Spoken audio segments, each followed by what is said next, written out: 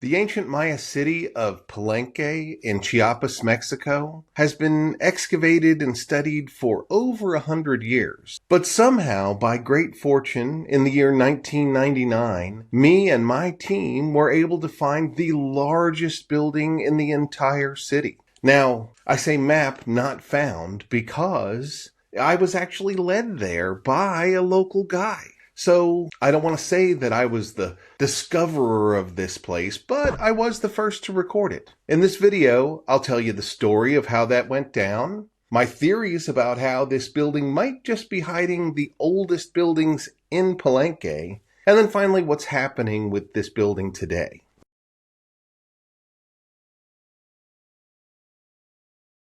So the year's 1999, and my team and I have been mapping Palenque for over a year at this point, and we're finally out to the western edge of any previous map. We're mapping in a place called La Picota. It's named La Picota because it has Palenque's only standing stela. Now, to get in and out of the jungle every day, we were following established trails. They were these big muddy trails that lots of Maya folks would take daily to come into the ruins from their remote villages. So we'd see people passing by again and again all day. But there was this one curious guy who on his way walking back home stopped and said, "Hey, what are you guys doing?" So I explained it to him. I told him we were mapping the area and talked a little bit about the buildings we had found there and said, "Hey, if you're really interested, I could bring you our current map tomorrow." So he said, "Sure, that sounds good." So I kept one in my pack for a couple days. I didn't see him, but then finally he came back around and I said, hey, I got a map for you. And he took it and he looked at it and he looked at me and he said, "Would you like to see the biggest building in Palenque?" I said, there's a big building out here? And he said, yeah.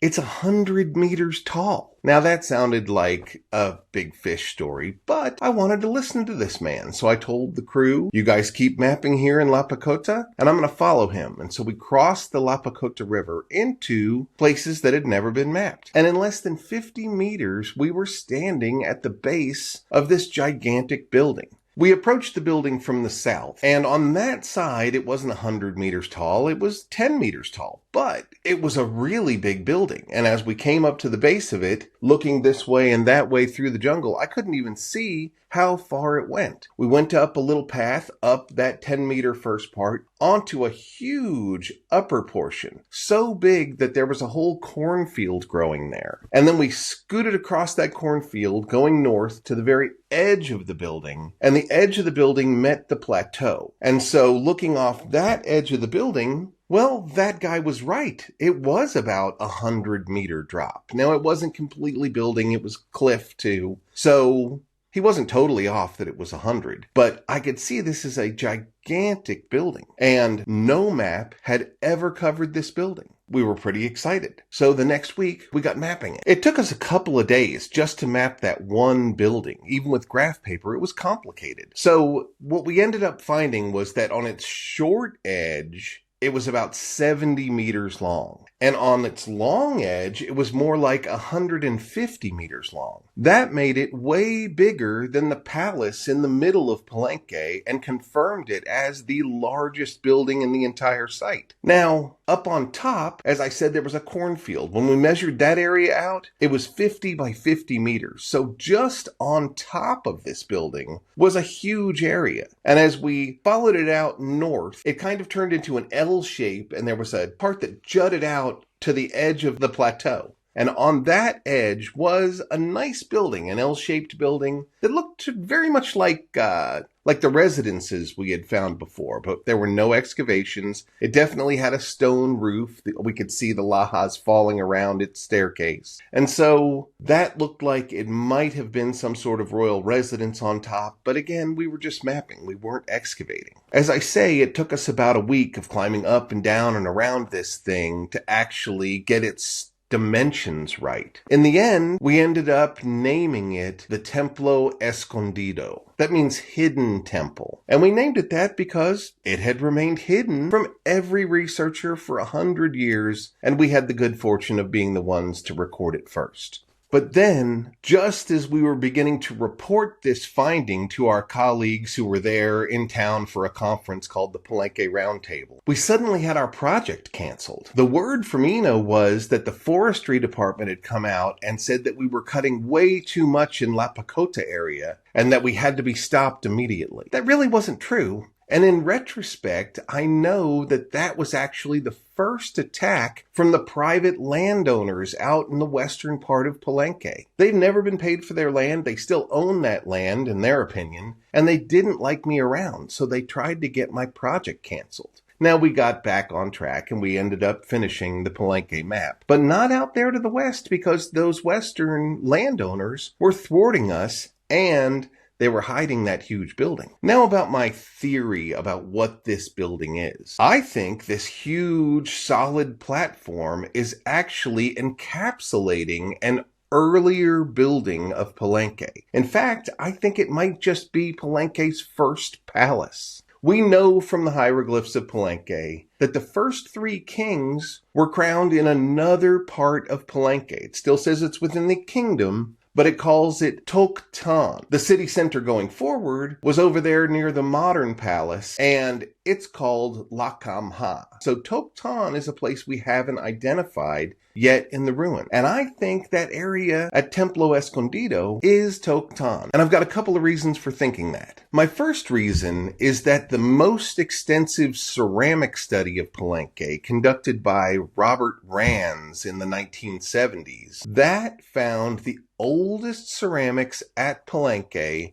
around the Kota River, right near that area. Those were the oldest he found. And they started from around the start of the dynasty, somewhere in the 400 CE. My next point is that big Kota area. It's got a wonderful aqueduct. It's got these big, huge, megalithic stone staircases. It's the only other place, except for the city center of Palenque, Lakamha, that has an area that seems clearly a public plaza. The rest of Palenque are these rich but conscripted neighborhoods. This is an open area, so it's kind of a second plaza within Palenque. Third, just above La Kota is a very well-made building called the Olvidado, the Forgotten. We've known about it for years, and it's in better condition than the rest of the buildings out there, because it was built very late by King Pakal. All the rest of his buildings are in the city center. Why did he build this one building out there? Well, the pillars tell us why. Now those stuccos have fallen off, but older studies showed clearly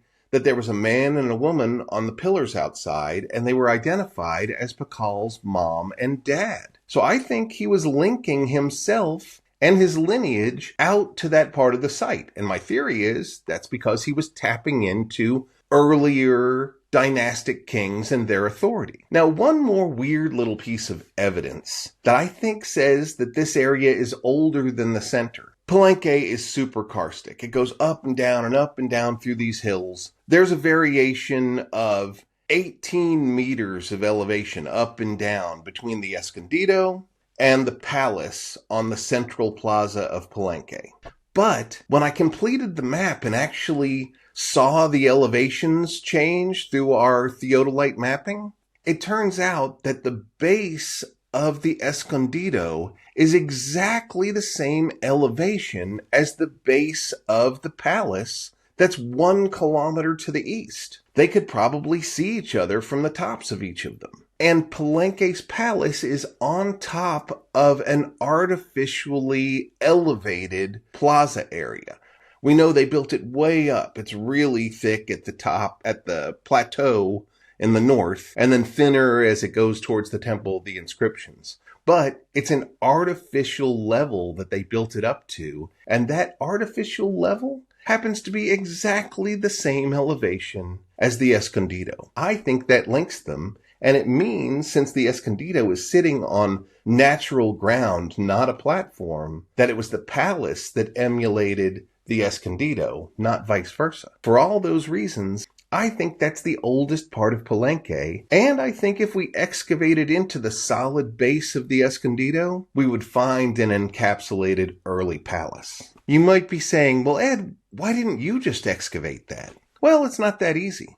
I had a permit to do a mapping project. I did ask Ina if I could do a pest pitting program out there to try to determine the age of the area around Escondido better. But that got denied.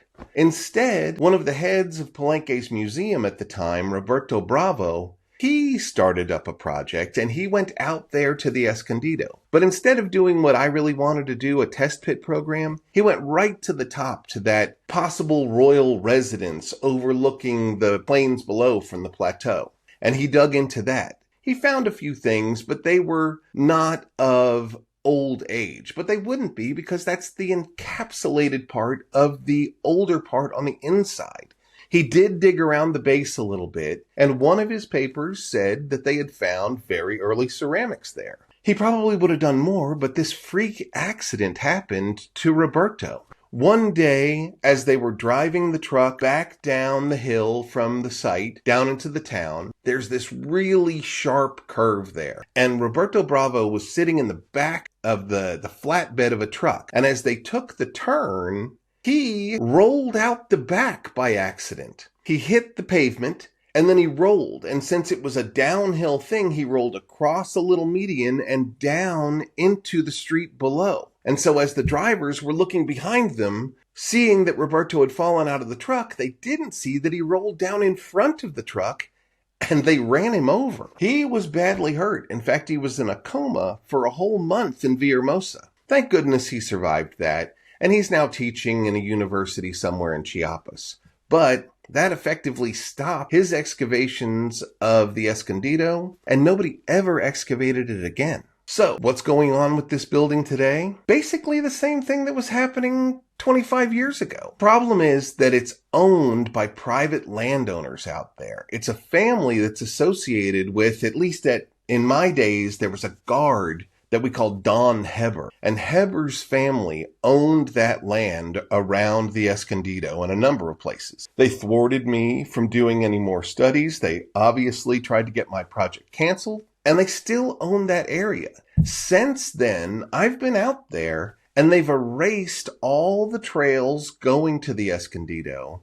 And they've blocked off the trails and they've changed the course of the river a bit. So it's all of these things were done to make it harder to get in there. They've also let it completely overgrow. So it's hidden. It's hidden to the point where not even the Maya jungle guides know it's out there. I talked to a few young guys asking them to bring me out to the biggest building, and they had no idea what I was talking about. So the landowners at the moment are hiding it. And I think that's wrong. Back then I was scared to challenge them because they'd cancel my project. I don't have that project anymore. I know that the former and current Mexican presidents love Palenque. They've been there a number of times. In fact, AMLO presented Sheinbaum as his candidate at Palenque. He has a little hacienda near there. So they love Palenque, and I'm not sure they're even aware that the biggest building is out there hiding in the woods. So now that I don't have a project there, I'm not scared to just call for this. I hope that the Mexican government will finally buy that land out from under Heber's family and go out there and protect that building. Because it is a magnificent structure, probably hiding Palenque's earliest history, and it's Mexican patrimony. In fact, Palenque is so important, it's not just Mexican patrimony, it's global patrimony. So, spread the word. We want that building back. Templo Escondido should be a place that all of us can visit and admire. If you like the kind of content we're creating and the research we're doing to make that content, I've found a new way for you to support what we're doing here. And it's YouTube's channel membership system. It's different than all those ads. It's a way, once again, kind of like Patreon, to directly support the creators. So if you join my new YouTube membership system, here's what you'll get. Number one, you'll get one extra video a month. So of the normal ones I make, when you're a member, you'll get private access to one more video that month. Number two, I'm going to allow people to vote and influence the kind of content I make. So Again, if you're a member, I will be setting up every month choices where you can vote on what kind of content that I'm going to create, and you can also submit your own suggestions. So in that regard, you're part of creating the channel when you become a member. Third, most importantly, you keep me here in this chair creating videos instead of out there trying to make a living another way. So if you want more of the kind of content I'm making and a say in what kind of content I'm making, please click the link below to join. If you do, I'd really appreciate it. If you don't, that's okay too. In any event, thanks for watching, and I'll see you in the next video.